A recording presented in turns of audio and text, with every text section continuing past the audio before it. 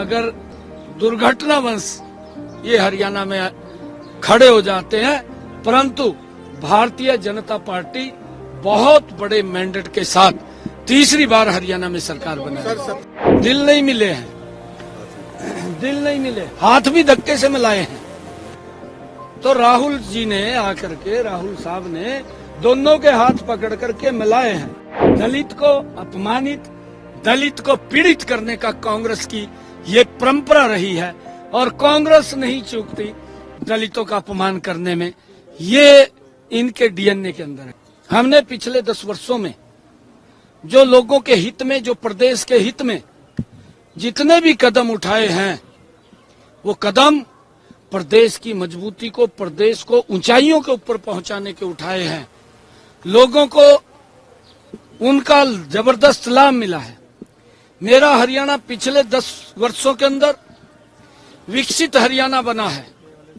आने वाले समय के अंदर हमने ये संकल्प लिया है कि हरियाणा को तीव्र गति से विकास की और ऊंचाइयों के ऊपर पहुंचाने का काम हमारी सरकार करेगी और लगातार हम जो भी सुविधाएं प्रदेश के लोगों को चाहिए या उनकी तरफ से जो सुझाव आएंगे, उन सुझावों के ऊपर काम करते हुए हरियाणा को आगे बढ़ाने का काम करेंगे। कौन से बड़े मुद्दे हैं सर जिन पर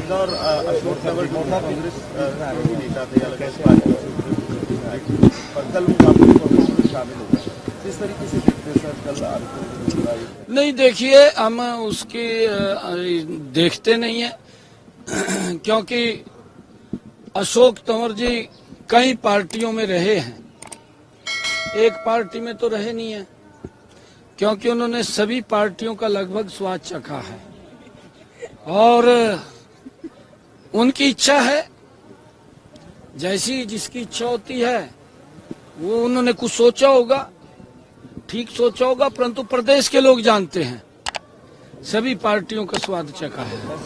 कौन से बड़े मुद्दे जिन पर जनता वोट करने जा रही है हरियाणा में? मुद्दे कौन से बड़े हैं, किन मुद्दों पर वोट करेगी जनता? कौन से आपको मुद्दे लगे?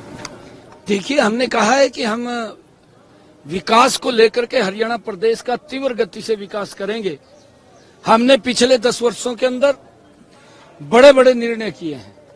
अगर हम देखें कितनी गति से हरियाणा का विकास पिछले 10 वर्षों के अंदर हुआ है, आज हरियाणा का हर जिला 4 लाइनिंग से जुड़ा है।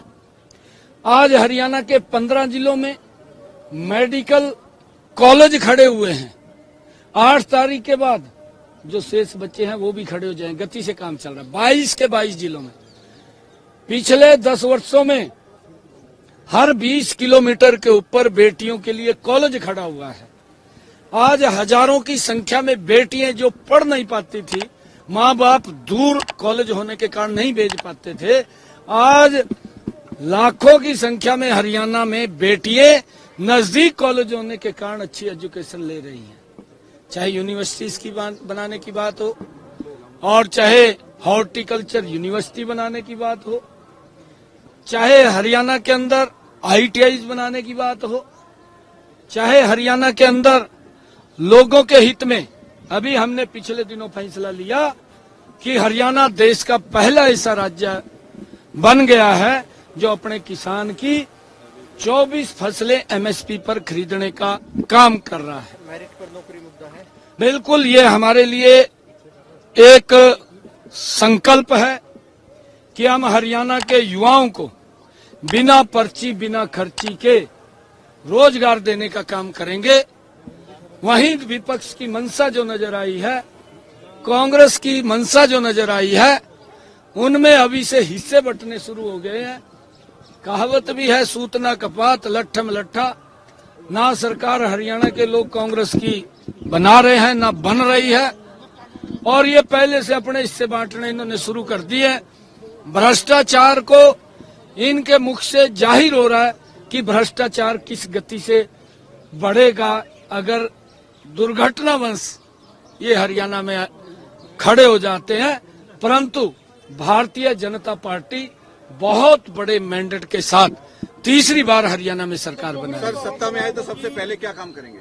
सबसे पहले 8 तारीख को आप लोगों के बीच में बैठ करके चाय का कप आपके साथ पिएंगे, एक एक काम के ऊपर हरियाणा प्रदेश के आपसे शेयर करेंगे कि ये काम हमारे एजेंडे के अंदर है, हमने ये लागू करने तो हैं। हुड्डा साहब और शैलजा के दिल मिल गए हैं।